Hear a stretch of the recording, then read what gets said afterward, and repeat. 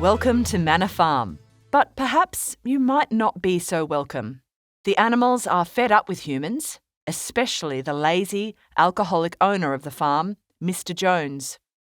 One night, Mr. Jones's prize boar, Old Major, summons the animals together to share an important message.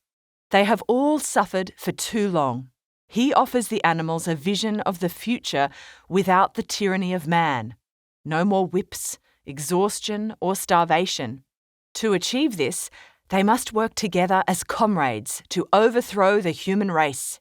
He teaches the animals the anthem Beasts of England and commands them to shun man's evil ways. A few days later, Old Major passes away peacefully. In the months that follow, the animals prepare for rebellion. The pigs, who are now literate, have turned Old Major's teachings into a new system of thought called animalism. They work hard to teach animalism to the other animals. Most get it, but some struggle. Moses and his stories about the afterlife on Sugar Candy Mountain don't help at all. The day of the rebellion comes sooner than expected. One day, Mr. Jones and his men forget to feed the animals. By nightfall, the animals are starving and furious, so they break into the store shed and help themselves to the grain. That's fair, don't you think? But Mr. Jones and his men bear down on the animals with whips. This is the last straw. The animals respond violently, causing every human on Manor Farm to flee for their lives. Even Moses flaps off. Hooray! The animals take control of the farm, turn the farmhouse into a museum, and rename the farm Animal Farm. Snowball, one of the two cleverest pigs, inscribes the 7 commandments of animalism on the barn. Not that many animals can read it, though, except old Benjamin, the cynical donkey. Then it's time to get to work. There's a farm to run. But before the harvest gets underway, the pigs milk the cows. Unfortunately, all the creamy, frothy milk disappears before the other animals can get a taste. What's that all about? Since they're the smart ones, the pigs supervise the harvest. But the real champion of the farm is Boxer the cart horse, who lives by his motto, I will work harder.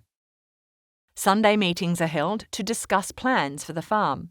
The 2 alpha pigs, Napoleon and Snowball, lead the debates, although they often disagree. Trouble in paradise already, boys? Soon, the pigs set up their headquarters in the harness room. They also write a basic version of the 7 commandments for the simpler souls. The sheep appreciate this immensely. When 9 puppies are born, Napoleon takes on the role of their sole guardian. How selfless of him! Meanwhile, the mystery of the missing milk is solved. According to scientific proof, the pigs need all the milk and apples to maintain their health. The future of Animal Farm depends on it. You don't want Mr. Jones to come back, do you? News of the rebellion spreads across the countryside. Soon animals everywhere are singing Beasts of England, and it's driving the humans nuts. When Mr. Jones storms the farm and tries to take back control, the animals are ready for him. Snowball leads a coordinated attack, and the men are defeated. Victory! This glorious day will forever be known as the Battle of the Cowshed. The following winter, Snowball proposes that they build a windmill. Napoleon is against it and piddles all over Snowball's detailed plans. Gross. When it comes time for the animals to vote on it, Napoleon has the last word. He summons 9 ferocious dogs to attack Snowball, who barely escapes the farm with his life. Hey, are those Jessie and Bluebell's puppies? Yep, they're Napoleon's enforcers now. Well played, Napoleon. Snowball is never seen again, and the Sunday meetings are abolished. From now on, there will be no more debates. The pigs will decide what's best for the farm and give orders to the animals during Sunday assemblies. Welcome to the new normal, comrades. 3 weeks later, Napoleon announces that the windmill will go ahead. Apparently, it was his idea all along, but Snowball had tried to take the credit. That villain. Gosh, that windmill is hard work. It's a good thing they have Boxer. Bless him, he's like 3 horses in one. He'd better not overdo it. When the farm runs short on supplies, Napoleon starts to trade with the humans to raise money. Hey, didn't Old Major forbid dealings with humans? Napoleon gets around this by employing a lawyer, Mr. Whymper, to act as the go-between. Seems legit. By now, the humans have started to vaguely respect Animal Farm and withdrawn their support of Mr. Jones, who's moved away. Napoleon is also in trade talks with one of the neighbours. It's just never clear which one. One day, the pigs move into the farmhouse. A minor adjustment to the 4th commandment gets them around the rules against this. Or maybe that commandment always read that way? It's hard to remember. A few months later, a violent storm pulverises the windmill. All their hard work gone with the wind. But Napoleon sniffs out sabotage. This is all Snowball's doing. Death to Snowball! Napoleon puts a bounty on Snowball's head and orders the animals to rebuild the windmill. Forward, comrades! When a food shortage threatens the entire farm, Napoleon orders increased food production for trade. When the hens rebel against the punishing new egg quota, 9 of them lose their lives.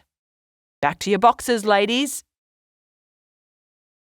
In other news, it turns out that Snowball has sold himself to Mr. Frederick of Pinchfield Farm. What's worse, he was in league with Mr. Jones from the beginning, even during the Battle of the Cowshed.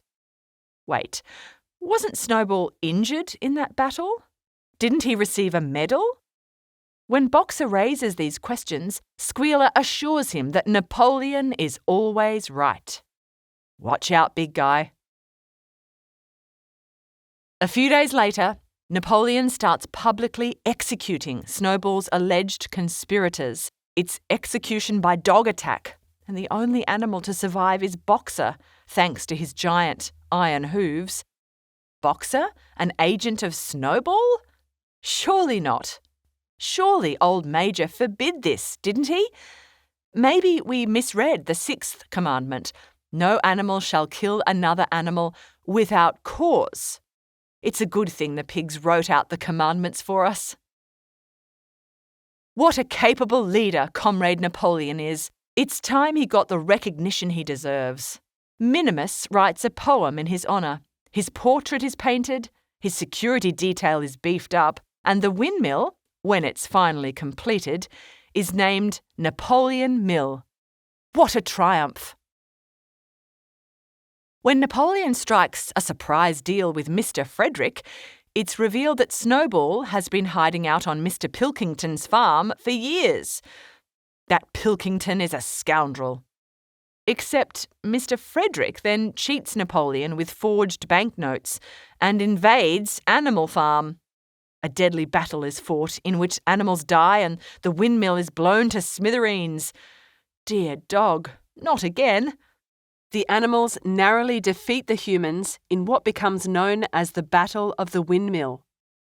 Napoleon is awarded another medal, and the pigs enjoy a whiskey bender in the farmhouse. After he recovers from a filthy hangover, Napoleon orders manuals on how to brew alcohol. And that's all fine because the 5th commandment actually reads, "No animal shall drink alcohol to excess." Gosh, aren't we forgetful? The following winter is a bitter one, and the animals suffer the cold with empty bellies. But Squealer reminds them that their quality of life is better than ever. Phew! Except their rations need to be readjusted so the pigs can afford supplies, including luxury items and beer. Cheers! Then, wonderful news! Napoleon is unanimously elected president of Animal Farm. Congrats, Napoleon! But real heartbreak lurks around the corner. One evening, Boxer, the farm's most dedicated comrade, collapses in the field. When the pigs organise a van to pick him up, it's not from the vets. Boxer is sold to slaughter. That is, unless you believe Squealer. According to him, the vets recently bought that van and hadn't repainted it yet. Whatever you say, Squealer. Years pass. Animal Farm expands and becomes better organised. The windmill is functioning well, but it's used to mill corn for profit, not make electricity for the animals' ease and comfort. Few animals now remember the rebellion, Snowball or Boxer, but they all retain pride in the farm and faith in Old Major's vision. All except Benjamin. He's seen too much in his time. One day, Clover raises the alarm. The pigs are walking on their hind legs. Napoleon is carrying a whip. The sheep have a new song, and the 7 commandments have now become one. All animals are equal, but some animals are more equal than others. From then on, all the pigs carry whips, dress in human clothing, and use human gadgets. When the pigs invite the neighbouring farmers to tour Animal Farm, their dinner is a raucous affair. When the animals peep through the farmhouse window, they witness the pigs and men raising a toast to their new friendship. In a brief speech, Napoleon announces some changes, including the renaming of the farm to the Manor Farm. Hang on, isn't that similar to its original name? Can anyone remember? As the animals look on, they witness a chilling transformation. The faces morph until it's impossible to tell who's a pig and who's a man. Oh, the horror! We wish we could say that all the animals lived happily ever after, just as Old Major imagined. But this isn't that kind of story. In fact, we suggest you check your modern history books, because Animal Farm isn't really a fairy story at all. Sweet dreams, everyone.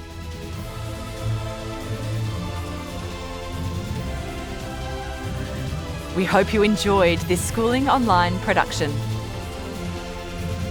For more easy lessons, check out our other videos.